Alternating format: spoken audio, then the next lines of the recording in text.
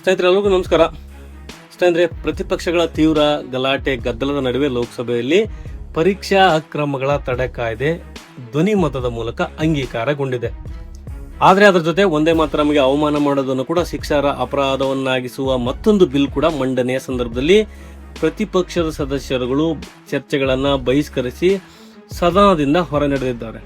ಈ ಅಧಿವೇಶನದಲ್ಲಿ ಸರ್ಕಾರ ಇನ್ನೂ ಮುಖ್ಯವಾದ ಒಂದಷ್ಟು ಬಿಲ್ಗಳನ್ನು ಕೂಡ ಮಂಡನೆ ಮಾಡಬೇಕಿತ್ತು. ಅದರಲ್ಲಿ ತೀವ್ರ ಕುತೂಹಲಕ್ಕೆ ಹಾಗೂ ದೇಶದ ಒಳಗೆ ಮಾತ್ರ ಅಲ್ಲ, ವಿದೇಶಗಳಲ್ಲೂ ಕೂಡ ತೀವ್ರ ವಿರೋಧಕ್ಕೆ ಕಾರಣ ಆಗ್ತಾ ಇರೋದು ವಿದೇಶಿ ದೇಣಿಗೆ ಸಂಗ್ರಹಕ್ಕೆ ಸಂಬಂಧಪಟ್ಟ ಹಾಗೆ ಕೇಂದ್ರ ಸರ್ಕಾರ ಮಂಡನೆ ಮಾಡಲಿರುವ ಬಿಲ್.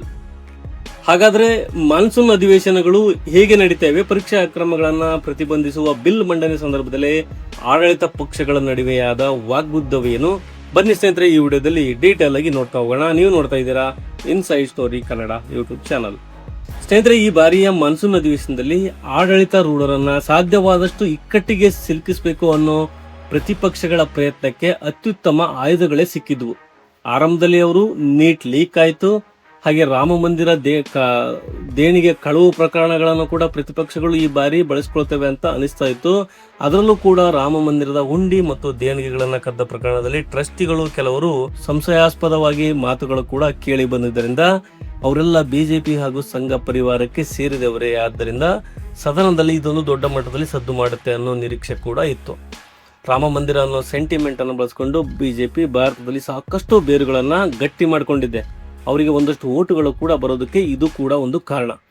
ಇಲ್ಲಿ ಬಹುಸಂಖ್ಯಾತ ಹಿಂದೂಗಳ ಸೆಂಟಿಮೆಂಟ್ ಅನ್ನು ಬಳಸಿಕೊಂಡ ಬಿಜೆಪಿ ಅಧಿಕಾರವನ್ನು ಕೂಡ ಹಿಡಿಯಿತು. ಹಾಗೆ ಅವರು ಹೇಳಿದಂತೆ ರಾಮ ಮಂದಿರ ನಿರ್ಮಾಣ ಕೂಡ ಮಾಡಿದ್ರು. ಸೊ ಅದು ದೇಶದ ಸೆಂಟಿಮೆಂಟ್. ಹೀಗಾಗಿ ಇಲ್ಲಿ ರಾಮನ ಹಣವನ್ನ ಕದ್ದಿದ್ದಾರೆ ಅಂದ್ರೆ ಜನ ಬಿಜೆಪಿ ವಿರುದ್ಧ ಸಿಡಿದು ಬೀಳ್ತಾರೆ. ಈ ಆಕ್ರೋಶವನ್ನ ಮುಂದಿನ ವರ್ಷದ ವಿಧಾನಸಭಾ ಚುನಾವಣೆಯಲ್ಲಿ ಬಳಸಿಕೊಳ್ಳೋದಕ್ಕೆ ಸಾಧ್ಯ ಆಗುತ್ತೆ ಅಂತ ಪ್ರತಿಪಕ್ಷಗಳು ಕೂಡ ಭಾವಿಸ್ತಾ ಇದ್ವು. ಸ್ನೇಹಿತರೆ, ನಮ್ಮಲ್ಲಿ ಒಂದು ವಿಷಯ ಯಾವುದೇ ಇರಲಿ, ಅದಕ್ಕೆ ಸಂಬಂಧಪಟ್ಟ ನೀಡಲಾದ ಆಶ್ವಾಸನೆ ಏನಾದರೂ ಈಡೇರುವವರೆಗೂ ಕೂಡ ಮಾತ್ರ ಅದು ಜನರ ಸೆಂಟಿಮೆಂಟ್ ಆಗಿರುತ್ತೆ, ಅದಕ್ಕೆ ಜೀವ ಕೂಡ ಇರುತ್ತೆ. ಅದೇನಾದರೂ ಈಡೇರುತ್ತೋ ಅಂದ್ರೆ ಅದನ್ನ ಜನ ಮರ್ತು ಬಿಡ್ತಾರೆ. ಈಗ ರಾಮ ಮಂದಿರದ ವಿಷಯ ಕೂಡ ಹಾಗೇನೆ. ರಾಮ ಮಂದಿರ ನಿರ್ಮಾಣ ಆಗೋವರೆಗೂ ಕೂಡ ಅದು ಜೀವಂತವಾಗಿದ್ದ ಸೆಂಟಿಮೆಂಟ್ ಕೂಡ ಆಗಿತ್ತು. ಮಂದಿರ ನಿರ್ಮಾಣ ಆದಮೇಲೆ ನಾವು ರಾಮ ಮಂದಿರವನ್ನು ಕಟ್ಟಿಕೊಟ್ಟಿದ್ದೀವಿ, ನಮಗೆ ವೋಟ್ ಕೊಡಿ ಅಂತ ಬಿಜೆಪಿ ಏನಾದರೂ ಕೇಳಿದ್ರೆ ಖಂಡಿತ ಆ ಕಾರಣಕ್ಕೆ ಜನ ವೋಟ್ ಹಾಕೋದಿಲ್ಲ. ಎಲ್ಲೋ ಬಿಡಿ, ರಾಮ ಮಂದಿರ ಕಟ್ಟಿದ ಅಯೋಧ್ಯೆಯಲ್ಲೂ ಕೂಡ ಲೋಕಸಭಾ ಚುನಾವಣೆಯಲ್ಲಿ ಬಿಜೆಪಿ ಅಭ್ಯರ್ಥಿ ಕೂಡ ಗೆಲ್ಲಿಲ್ಲ. ಇದು ದೇಶದಲ್ಲಿ ಈ ಸೆಂಟಿಮೆಂಟ್ ಇನ್ನು ಮುಂದೆ ಕೆಲಸ ಮಾಡುತ್ತಾ? ಆದರೆ ಅದೇ ರಾಮ ಮಂದಿರದಲ್ಲಿ ಒಂದು ಕಳುವಾಯಿತು ಅಂದರೆ ಅದನ್ನು ನೆಗೆಟಿವ್ ಸೆಂಟಿಮೆಂಟ್ ಆಗಿ ಒಂದು ಹಂತಕ್ಕೆ ಬಳಸ್ಕೊಳ್ಳೋದಕ್ಕೆ ಸಾಧ್ಯ ಆಗ್ಬೋದು ಅಂತ ಪ್ರತಿಪಕ್ಷಗಳು ಪ್ರಯತ್ನ ಇವೆ. ಅಲ್ಲಿ ರಾಜಕೀಯ ಏನೇ ಇರಲಿ, ಮಂದಿರದ ಉಂಡಿ, ಅಲ್ಲಿಗೆ ಬಂದ ದೇಣಿಗೆ ಹಣವು ಕೂಡ ಕಳವು ಇದೆಲ್ಲ ಇದು ನಿಜಕ್ಕೂ ಅಕ್ಷಮ್ಯ ಅಪರಾಧ. ಈ ಬಗ್ಗೆ ತನಿಖೆ ಕೂಡ ನಡೀತಾ ಇದೆ. ಇದನ್ನ ಲೋಕಸಭೆಯಲ್ಲಿ ಎತ್ತೋ ಬಗ್ಗೆ ಸಿದ್ಧತೆಗಳು ಕೂಡ ಆಗ್ತಾ ಇರುವಾಗಲೇ ಕಾಕ್ರೋಚ್ ಜನತಾ ಪಾರ್ಟಿ ಜಂತರ್ ಮಂತರ್ ಪ್ರತಿಭಟನೆಗಳು ಕೂಡ ಶುರು ಮಾಡ್ತು. ಸದನ ಶುರುವಾದಾಗ ದಿನವೇ ಅವರು ಪಾರ್ಲಿಮೆಂಟ್ ಚಲೋ ಕೂಡ ಕರೆ ಕೊಟ್ಟರು. ಅಲ್ಲಿ ಪೊಲೀಸರ ಮೇಲೆ ಕಲ್ಲು ತೂರಾಟ ಆಯಿತು, ಪೊಲೀಸರು ಲಾಠಿ ಚಾರ್ಜ್ ಮಾಡಿದ್ರು. ಅದರ ಬೆನ್ನಲ್ಲೇ ಸರ್ಕಾರ ಪರೀಕ್ಷಾ ಅಕ್ರಮಗಳನ್ನ ನಿಯಂತ್ರಿಸುವುದಕ್ಕೆ ಒಂದು ಹೊಸ ಬಿಲ್ ಅನ್ನ ಮಂಡಿಸುವುದಾಗಿ ಹೇಳಿತು. ಆ ಬಿಲ್ ಮಂಡನೆ ಕೂಡ ಆಗಿದೆ. ಈ ಸಂದರ್ಭದಲ್ಲಿ ಪ್ರತಿಪಕ್ಷ ನಾಯಕ ರಾಹುಲ್ ಗಾಂಧಿ ಶಿಕ್ಷಣ ಸುಧಾರಣೆಗಳ ಬಗ್ಗೆ, ವಿದ್ಯಾರ್ಥಿ ಪ್ರತಿಭಟನೆಗಳ ಬಗ್ಗೆ ಸುದೀರ್ಘವಾಗಿ ಭಾಷಣ ಕೂಡ ಮಾಡಿದ್ದಾರೆ. ವಿದ್ಯಾರ್ಥಿಗಳ ಮೇಲೆ ಲಾಠಿ ಚಾರ್ಜ್ ಮಾಡಿದ್ದನ್ನ, ಬಲಯ ಪ್ರಯೋಗ ಮಾಡಿದ್ದನ್ನ, ಹಾಗೆ ಪೆಲೆಟ್ಸ್ ಅನ್ನ ಫೈರ್ ಮಾಡಿದ್ದನ್ನ ತೀವ್ರವಾಗಿ ಖಂಡಿಸಿದ್ದಾರೆ. ಅವರು ಕೂಡ ಟಾರ್ಗೆಟ್ ಆಗಿದ್ದು ಅಮಿತ್ ಶಾ. ಆದರೆ ಇಲ್ಲಿ ಸರ್ಕಾರ ವಿದ್ಯಾರ್ಥಿಗಳ ವಿರುದ್ಧ ಯಾವ ಪೊಲೀಸರು ಕೂಡ ಗುಂಡು ಹಾರಿಸಿಲ್ಲ, ಪೆಲೆಟ್ಸ್ ಅನ್ನು ಕೂಡ ನಾವು ಬಳಕೆ ಮಾಡಿಲ್ಲ ಅಂತ ಹೇಳ್ಕೊಂಡಿದ್ದೆ. ಸ್ನೇಹಿತರೆ, ಈ ರಾಜಕೀಯ ಆರೋಪಗಳ ಸದನದಲ್ಲಿ ಸರ್ಕಾರದ ವಿರುದ್ಧ ವಾಗ್ದಾಳಿಗಳು ಏನೇ ಇರಲಿ, ನೀಟ್ ವಿಷಯದಲ್ಲಿ ಇವತ್ತು ದೇಶದಲ್ಲಿ ಏನಾಗ್ತಿದೆ ಅದು ಮಾತ್ರ ನಿಜಕ್ಕೂ ಆತಂಕಕಾರಿ ಅನಿಸಿಕೊಳ್ಳುತ್ತೆ. ಇವತ್ತು ಭಾರತದಲ್ಲಿ ಕಾಂಪಿಟೇಟಿವ್ ಪರೀಕ್ಷೆ ಅನ್ನೋದು ಒಂದು ದೊಡ್ಡ ಉದ್ಯಮವಾಗಿ ಮಾಫಿಯಾ ಆಗಿ ಬೆಳೆದು ನಿಂತುಬಿಟ್ಟಿದೆ. ಇತ್ತೀಚೆಗೆ ಬಿಹಾರದಲ್ಲಿ ಕೋಚಿಂಗ್ ಸೆಂಟರ್ ಮಾಫಿಯಾಗಳ ನಡುವೆ ದೊಡ್ಡ ಜಗಳನೆ ಕೂಡ ನಡೀತು. ಫೈರಿಂಗ್ ಆಗೋ ಮಟ್ಟಕ್ಕೂ ಕೂಡ ಹೋಗಿತ್ತು. ಪೊಲೀಸ್ ದಾಖಲೆಗಳಲ್ಲಿನ ಹಿಸ್ಟರಿ ಸೀಟ್ಗಳಲ್ಲ, ಅವರೆಲ್ಲ ಕೋಚಿಂಗ್ ಸೆಂಟರ್ಗಳನ್ನು ನಡೆಸುವ, ಅಲ್ಲಿ ಮಕ್ಕಳಿಗೆ ಪಾಠ ಮಾಡುವ ಗುರು ಬ್ರಹ್ಮ ಗುರು ವಿಷ್ಣುಗಳು. ಒಬ್ಬೊಬ್ಬ ಇವತ್ತು 100 ಕೋಟಿ ರೂಪಾಯಿಗಳನ್ನ ಆಸ್ತಿ ಮಾಡ್ಕೊಂಡಿದ್ದಾನೆ. ಅದೊಂದು ದೊಡ್ಡ ಮಾಫಿಯಾ. ನಮ್ಮಲ್ಲೇ ನೋಡಿ, ಬೆಂಗಳೂರಲ್ಲಿ ನೀಟ್, CG, JEE ಕೋಚಿಂಗ್ ಹೆಸರಲ್ಲಿ ಅದೆಷ್ಟೋ ಅಕಾಡೆಮಿಗಳು ಕೂಡ ತೆರೆದುಕೊಂಡಿವೆ. ಅವರು ಬ್ರಾಂಚ್ಗಳು ಎಷ್ಟೆಲ್ಲ ಇವೆ ನೋಡಿದ್ರ ಅಲ್ವಾ? ಕೋಚಿಂಗ್ ಸೆಂಟರ್ ಓನರ್ಗಳು ನಮ್ಮಲ್ಲಿ ಶಾಸಕರು ಕೂಡ ಆಗಿರ್ತಾರೆ. ಇದಿಷ್ಟೇ ಅಲ್ಲ, ಖಾಸಗಿ PU ಕಾಲೇಜುಗಳು ಕೂಡ ಡಾಕ್ಟರ್, ಇಂಜಿನಿಯರಿಂಗ್ ಕನಸುಗಳನ್ನ ಮಾರಾಟ ಮಾಡಿ ಕೋಟ್ಯಾಂತರ ರೂಪಾಯಿಗಳು ಕೂಡ ಹಣವನ್ನ ಗಳಿಸ್ತಾ ಇದ್ದಾರೆ.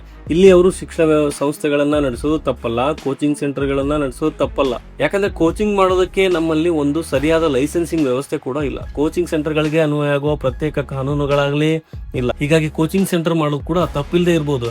ಆದರೆ ಬೇಸರ ಸಂಗತಿ ಏನಂದ್ರೆ, ಮಕ್ಕಳಿಗೆ ಅವರು ಶಕ್ತಿಯನ್ನ ಮೀರಿ ಅವ್ರ ಕೈಲಿ ಆಗುತ್ತೋ ಇಲ್ಲೋ ಅನ್ನೋದನ್ನು ಕೂಡ ಯೋಚನೆ ಮಾಡದೆ ಅವರಿಗೆ ಎಟುಕದ ಕನಸುಗಳನ್ನು ಕೂಡ ಕಟ್ಟಿಕೊಡುವ ಕೆಲಸ ಕೂಡ ಇಲ್ಲಿ ನಡೀತಾನೆ ಇದೆ. ನಮ್ಮಲ್ಲಿ ಕೇಂದ್ರ ಸರ್ಕಾರದ ಒಟ್ಟು ಶಿಕ್ಷಣ ಬಜೆಟ್ ಬಂದು 1,39,280 ಕೋಟಿ ರೂಪಾಯಿ ಇದೆ.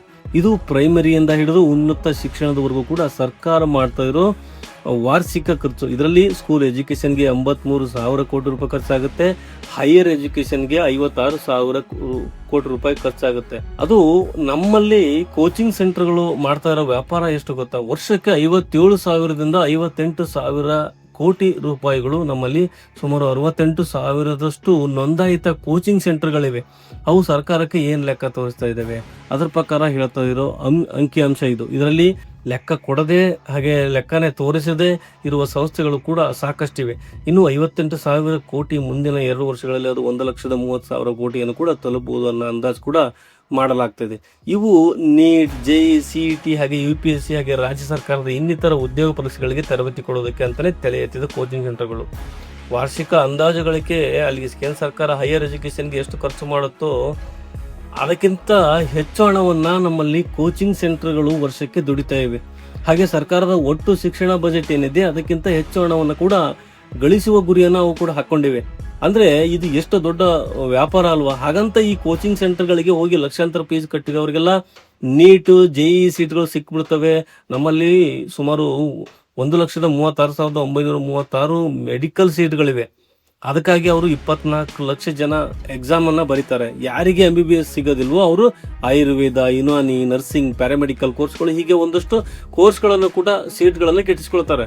ಆದ್ರೆ ಸುಮಾರು 20 ಲಕ್ಷ ವಿದ್ಯಾರ್ಥಿ ಹೊರಗೆ ಉಳಿತಾರೆ. ಫೀಸ್ ಕಟ್ಟಿ ಕಷ್ಟಪಟ್ಟು ಓದಿದ ನಂತರ ಕೂಡ ಎಲಿಜಿಬಿಲಿಟಿ ಅವ್ರಿಗೆ ಸಿಗ್ಲಿಲ್ಲ ಅನ್ನೋ ಕಾರಣ ಏನೇ ಇರ್ಬೋದು. ಆದ್ರೆ ಇಂಥ ವಿದ್ಯಾರ್ಥಿಗಳಲ್ಲಿ ಒಂದಷ್ಟು ಜನ ಆತ್ಮವಿಶ್ವಾಸ ಕಳ್ಕೊಳ್ತಾರೆ, ಬದುಕುವ ಆಸಕ್ತಿಯನ್ನ ಕಳ್ಕೊಳ್ತಾರೆ. ಕಡೆಗೆ ಆ ಕುಟುಂಬಗಳಿಗೆ ಉಳಿಯೋದೇನು? ಪೆನ್ ಪೇಪರ್ ಲೀಕ್, ಕಾಪಿ ಇಂಥ ಕೆಟ್ಟ ದಾರಿಗಳನ್ನ ಹುಡ್ಕೊಳ್ಳೋ ಪ್ರಯತ್ನವನ್ನು ಕೂಡ ಮಾಡ್ತಾನೆ. ಅದಕ್ಕೆ ಪರೀಕ್ಷೆಗಳಲ್ಲಿ ಸುಧಾರಣೆ ತರಬೇಕು ಅನ್ನೋದು ನಿಜಾನೇ. ಆದ್ರೆ ಅದ್ರ ಜೊತೆಗೆ ಈ ಶಿಕ್ಷಣ ಮಾಫಿಯಾ ಇದೆಯಲ್ಲ, ಅದಕ್ಕೆ ಕೂಡ ಒಂದು ಕಡಿವಾಣ ಹಾಕೋ ಕೆಲಸ ಕೂಡ ಆಗ್ಬೇಕು. ಜೊತೆಗೆ ನೀವು ನೀಟ್, JEE ಅಂತ ಪರೀಕ್ಷೆಗಳನ್ನ ರಾಷ್ಟ್ರ ಮಟ್ಟದ ಕಾಂಪಿಟೇಟಿವ್ ಎಕ್ಸಾಮ್ ತರ ಮಾಡ್ತೀರಾ ಅನ್ನೋದಾದ್ರೆ ಇಡೀ ದೇಶಕ್ಕೆ ಅನ್ವಯ ಆಗುವ ಹಾಗೆ ಏಕರೂಪ ಶಿಕ್ಷಣ ವ್ಯವಸ್ಥೆಯನ್ನು ಕೂಡ ಜಾರಿಗೆ ತರಬೇಕು.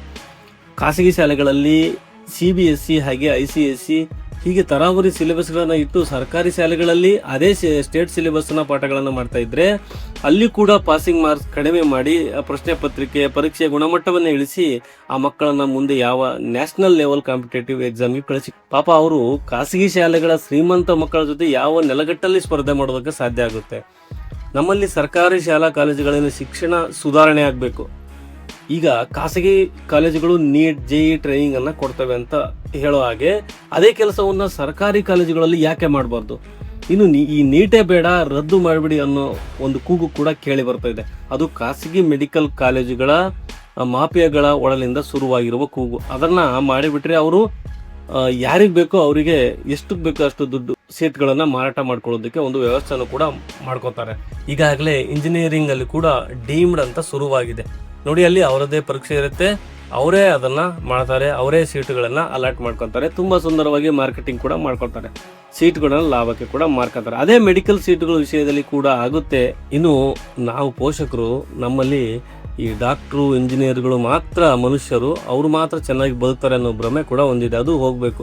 ಶಿಕ್ಷಣದ ಮಟ್ಟ ಸುಧಾರಣೆ ಆಗಬೇಕು. ಹಾಗೆ ನಾವು ಏನು ಓದ್ತೀವಿ ಅದನ್ನ ಕೆಲಸಕ್ಕಾಗಿ ಮಾತ್ರ ಅಲ್ಲ ಅನ್ನೋದ್ರ ಜೊತೆಗೆ ಕೆಲಸಕ್ಕಾಗಿನೇ ಓದಬೇಕು ಅಂದ್ಕೊಳ್ಳೋರಿಗೆ ಅದೇ ರೀತಿಯ ಜಾಬ್ ಓರಿಯೆಂಟೆಡ್ ಕೋರ್ಸ್ಗಳನ್ನು ಕೂಡ ಡಿಸೈನ್ ಮಾಡಬೇಕು.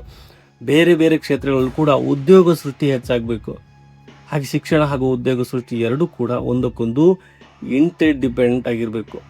ವ್ಯವಸ್ಥೆ ನಮ್ಮದು, ಅತಿ ಹೆಚ್ಚು ಯುವಕರಿರುವ ದೇಶ. ಹೀಗಾಗಿ ಇಲ್ಲಿ ಉದ್ಯೋಗ, ಶಿಕ್ಷಣವನ್ನು ಸುಧಾರಿಸುವ ಕೆಲಸ ನಡೀತಾನೆ ಇದ್ರೆ ಮುಂದಿನ ದಿನಗಳಲ್ಲಿ ದೇಶ ಮತ್ತಷ್ಟು ಆತಂಕಕಾರಿ ಪರಿಸ್ಥಿತಿಯನ್ನು ಕೂಡ ಎದುರಿಸಬೇಕಾಗಿ ಬರುತ್ತೆ. ಆದರೆ ಸರ್ಕಾರಗಳು, ಪ್ರತಿಪಕ್ಷಗಳು ಯಾರಿಗೂ ಕೂಡ ಈ ಬಗ್ಗೆ ಹೆಚ್ಚು ಆಸಕ್ತಿನೇ ಇದ್ದಂಗೆ ಕಾಣ್ತಾ ಇಲ್ಲ. ಇದ್ರ ಜೊತೆ ಈಗ ಕೇಂದ್ರ ಸರ್ಕಾರ ಪರೀಕ್ಷಾ ಸುಧಾರಣೆಗಳಿಗೆ ಒಂದು ಕಮಿಟಿಯನ್ನು ಕೂಡ ಮಾಡಿದೆ. ಅದರಲ್ಲಿ ನಂದನ್ ನೀಲ್ಕೇಣಿ, ಇಸ್ರೋ ಅಧ್ಯಕ್ಷ ಸೋಮನಾಥ್, IIT ಹಾಗೆ ಮದ್ರಾಸ್ನ ಕಾಮಕೋಟಿ ಮುಂತಾದವರು ಕೂಡ ಇದ್ದಾರೆ. ಈ ಬಗ್ಗೆ ಸದನದಲ್ಲಿ ಕೂಡ ಮಾತನಾಡಿದ ಪ್ರಿಯಾಂಕಾ ಗಾಂಧಿ ಈ ಕಾಮಕೋಟಿ ಅವರನ್ನ ಗೋಮೂತ್ರದ ಎಕ್ಸ್ಪರ್ಟ್ ಅಂತ ಕೂಡ ಕರೆಯುವ ಮೂಲಕ ಅವಹೇಳನ ಮಾಡಿದ್ದಾರೆ. ಸ್ನೇಹಿತರೆ, ಕಾಮಕೋಟಿ ಯಾರದ್ದೋ ಮಗ ಅಥವಾ ಮಗಳು ಅನ್ನೋ ಕಾರಣಕ್ಕೆ ಅವುಗಳ ಕೊಂಡವರಲ್ಲ, ಯಾರದ್ದೋ ಶ್ರಮದ ಕಾರಣಕ್ಕೆ ಮೇಲೇರಿ ಬಂದವರಲ್ಲ. ಅವರು ಕಂಪ್ಯೂಟರ್ ಆರ್ಕಿಟೆಕ್ಚರ್, ಇನ್ಫಾರ್ಮೇಶನ್ ಸೆಕ್ಯೂರಿಟಿ ಮತ್ತು ನೆಟ್ವರ್ಕ್ ಪ್ರೈವಸಿ, VLSI ಡಿಸೈನ್ ಮುಂತಹ ಸಾಕಷ್ಟು ವಿಷಯಗಳಲ್ಲಿ ಕೂಡ ಆಳವಾದ ಸಂಶೋಧನೆಯನ್ನು ಕೂಡ ಮಾಡಿರುವ ಸುಮಾರು 150ಕ್ಕೂ ಹೆಚ್ಚು ಸಂಶೋಧನಾ ಪ್ರಬಂಧಗಳನ್ನು ಬರೆದಿರುವ ಕಾಮಕೋಟಿ ಅವರಿಗೆ ಜಾಗತಿಕ ಶಿಕ್ಷಣ ಕ್ಷೇತ್ರದಲ್ಲಿ ಒಂದು ದೊಡ್ಡ ಹೆಸರಿದೆ. ಶಿಕ್ಷಣದ ಬಗ್ಗೆ ಗೊತ್ತಿರೋದವರಿಗೆ ಕಾಮಕೋಟಿ ಬಗ್ಗೆ ಗೊತ್ತಿರುತ್ತೆ ಅಂತವರ ಬಗ್ಗೆ ಅವರು ಮಾಡಿದ ಯಾವುದೋ ಒಂದು ಖಾಸಗಿ ಕಾರ್ಯಕ್ರಮದ ಭಾಷಣವನ್ನು ಇಟ್ಕೊಂಡು ನೀವು ತುಂಬಾ ಕೇವಲವಾಗಿ ಮಾತನಾಡೋದಿದೆ ನೋಡಿ, ಅದು ಯಾರಿಗೂ ಕೂಡ ಶೋಭೆ ತರುವ ವಿಷಯ ಅಲ್ಲ. ಇನ್ನು ಸದನದಲ್ಲಿ ಗದ್ದಲ, ಪದೇ ಪದೇ ಕಲಾಪದ ಮುಂದೂಡಿಕೆ ನಡುವೆ ಪರೀಕ್ಷಾ ಅಕ್ರಮಗಳನ್ನು ತಡೆಯುವ ಬಿಲ್ ಕೂಡ ಧ್ವನಿ ಮತದ ಮೂಲಕ ಅಂಗೀಕಾರವನ್ನು ಪಡ್ಕೊಂಡಿದೆ. ಅದರಲ್ಲಿ ಪ್ರಶ್ನೆ ಪತ್ರಿಕೆಗಳ ಸೋರಿಕೆಗೆ ಈ ಹಿಂದಿದ್ದ ಶಿಕ್ಷೆಯನ್ನು ಕೂಡ ಹೆಚ್ಚು ಮಾಡಿದ್ದಾರೆ. 1.5 ಕೋಟಿ ರೂಪಾಯಿವರೆಗೂ ಕೂಡ ದಂಡವನ್ನ ಹೆಚ್ಚಿಸುವ, ಆರ್ಗನೈಸ್ ಅಪರಾಧಗಳಿಗೆ ಕನಿಷ್ಠ ಜೈಲು ಶಿಕ್ಷೆ ಹಾಗೂ 5 ರಿಂದ 10 ವರ್ಷದವರೆಗೆ ಹಾಗೆ ದಂಡ 10 ಕೋಟಿವರೆಗೂ ಕೂಡ ವಿಧಿಸುವ ಅವಕಾಶನೂ ಕೂಡ ಇರುತ್ತೆ. ಜೊತೆಗೆ ಆಸ್ತಿ ಪಾಸ್ತಿಗಳನ್ನು ಕೂಡ ಮುಟ್ಟುಗೋಲು ಹಾಕಿಕೊಳ್ಳುವ ಅವಕಾಶ ಕೂಡ ಇದೆ. ಈ ಕಾಯ್ದೆಯಲ್ಲಿನ ಪ್ರತಿ ರಾಜ್ಯ ಕೇಂದ್ರಾಡಳಿತ ಪ್ರದೇಶದಲ್ಲಿ ವಿಶೇಷ ಫಾಸ್ಟ್ ಟ್ರ್ಯಾಕ್ ಕೋರ್ಟ್ಗಳನ್ನು ಕೂಡ ಸ್ಥಾಪನೆ ಮಾಡಿ ಅದಕ್ಕೆ ವಿಶೇಷ ಸರ್ಕಾರಿ ವಕೀಲರನ್ನು ಕೂಡ ನೇಮಕ ಮಾಡಲಾಗುತ್ತೆ. ಪರೀಕ್ಷಾ ಅಕ್ರಮಗಳಿಗೆ ಸಂಬಂಧಪಟ್ಟ ಪ್ರಕರಣಗಳು ಏನೇ ಇದ್ರೂ ಕೂಡ ಅವುಗಳ ತ್ವರಿತ ವಿಚಾರಣೆ ಇದು ಅವಕಾಶವನ್ನು ಕೂಡ ಮಾಡಿಕೊಡುತ್ತೆ. ಹಾಗೆ ಅಕ್ರಮದ ಬಗ್ಗೆ ಪೊಲೀಸ್ ಠಾಣೆಯಲ್ಲಿ ದೂರ ದಾಖಲಾದ 2 ತಿಂಗಳ ಒಳಗೆ ಅದರ ತನಿಖೆಯನ್ನು ಪೂರ್ಣಗೊಳಿಸಬೇಕು ಅನ್ನೋ ಕಟ್ಟುನಿಟ್ಟಿನ ಕಾಲಮಿತಿ ಕೂಡ ಇದೆ. ಅದಾದ್ಮೇಲೆ 3 ತಿಂಗಳೊಳಗೆ ವಿಚಾರಣೆ ಪೂರ್ಣಗೊಳ್ಳಬೇಕು, ತೀರ್ಪು ಹೊರ ಬೀಳಬೇಕು ಅಂತ ಕೂಡ ಈ ಕಾಯ್ದೆ ಹೇಳುತ್ತೆ. ಈಗ ಅದನ್ನ ಧ್ವನಿ ಮತದ ಮೂಲಕ ಲೋಕಸಭಾ ಅಂಗೀಕರಿಸಿದೆ. ಇದು ರಾಜ್ಯಸಭೆಯಲ್ಲೂ ಕೂಡ ಅಂಗೀಕಾರವನ್ನು ಪಡೆದುಕೊಂಡ ನಂತರ ಅಂಕಿತ ರಾಷ್ಟ್ರಪತಿ ಅಂಕಿತಕ್ಕಾಗಿ ಮುಂದೆ ಹೋಗುತ್ತೆ. ಅವರ ಸಹಿ ಬಿದ್ದ ಮೇಲೆ ಕಾಯ್ದೆಯಾಗಿ ಇದು ಜಾರಿಗೆ ಬರುತ್ತೆ. ಇನ್ನು ಸಂಸತ್ನ ಮುಂಗಾರು ಅಧಿವೇಶನ ಆಗಸ್ಟ್ 13ರವರೆಗೆ ಕೂಡ ನಡೆಯಲಿದ್ದು, ಸುಪ್ರೀಂ ಕೋರ್ಟ್ ನ್ಯಾಯಾಧೀಶರ ಸಂಖ್ಯೆಯನ್ನು ಕೂಡ ಹೆಚ್ಚು ಮಾಡುವ, FCRA ಅಂದರೆ ವಿದೇಶಿ ದೇಣಿಗೆಯ ಮೇಲೆ ನಿಯಂತ್ರಣ ಹಾಗೂ ಮಹಿಳಾ ಮೀಸಲಾತಿ ಕುರಿತಾದ ಪ್ರಮುಖ ಮಸೂದೆಗಳು ಈ ಬಾರಿ ಸದನದಲ್ಲಿ ಮಂಡನೆಯಾಗುವ ಸಾಧ್ಯತೆಗಳು ಕೂಡ ಇವೆ. ಇದರ ಜೊತೆಗೆ prevention of insult to national honour ತಿದ್ದುಪಡಿ ಮಸೂದೆ 2026, ಇದನ್ನ ಒಂದೇ ಮಾತರಂ ಬಿಲ್ ಅಂತ ಕೂಡ ಕರೀತಾರೆ. ಒಂದೇ ಮಾತರಂ ಗೀತೆಗೆ ಅವಮಾನ ಮಾಡುವುದನ್ನ ಶಿಕ್ಷಾರ್ಹ ಅಪರಾಧವನ್ನಾಗಿ ಮಾಡುವ ಅವಕಾಶವನ್ನು ಕೂಡ ಈ ಕಾಯ್ದೆ ಒದಗಿಸಿಕೊಡುತ್ತೆ. ಅದನ್ನು ಕೂಡ ಲೋಕಸಭೆಯಲ್ಲಿ ಮಂಡಿಸಲಾಗಿದೆ. ಇನ್ನು ಸೂಕ್ಷ್ಮ ಹಾಗೂ ಸಣ್ಣ ಮಧ್ಯಮ ಗಾತ್ರದ ಉದ್ಯಮಗಳ ಅಭಿವೃದ್ಧಿ ಮಸೂದೆ ಅಂದ್ರೆ 2026 ರಾಜ್ಯಸಭೆಯಲ್ಲಿ ಮಂಡನೆ ಆಗ್ತಾ ಇದೆ. ಜನನ ಮರಣ ನೋಂದಣಿ ತಿದ್ದುಪಡಿ ಮಸೂದೆ ಕೂಡ 2026 ಕೂಡ ಗೃಹ ಸಚಿವ ಅಮಿತ್ ಶಾ ಲೋಕಸಭೆಯಲ್ಲಿ ಮಂಡನೆ ಮಾಡಿದ್ದಾರೆ. ಇವುಗಳಲ್ಲಿ ಎಷ್ಟೋ ಬಿಲ್ಗಳು ಪಾಸ್ ಆಗ್ತವೆ ಅನ್ನೋದನ್ನ ಕಾದು ನೋಡಬೇಕು. ಈ ವಿಡಿಯೋ ಬಗ್ಗೆ ನಿಮ್ಮ ಅನಿಸಿಕೆಯನ್ನು ದಯವಿಟ್ಟು ಕಮೆಂಟ್ ಬಾಕ್ಸಲ್ಲಿ ಕಮೆಂಟ್ ಮಾಡಿ ತಿಳಿಸಿ. ಮುಂದಿನ ಸಂಚಿಕೆಯಲ್ಲಿ ಮತ್ತೆ ಭೇಟಿ ಆಗ್ತೀನಿ. ಅಲ್ಲಿವರೆಗೂ ಜೈ ಹಿಂದ್, ಜೈ ಕರ್ನಾಟಕ, ವಂದೇ ಮಾತರಂ.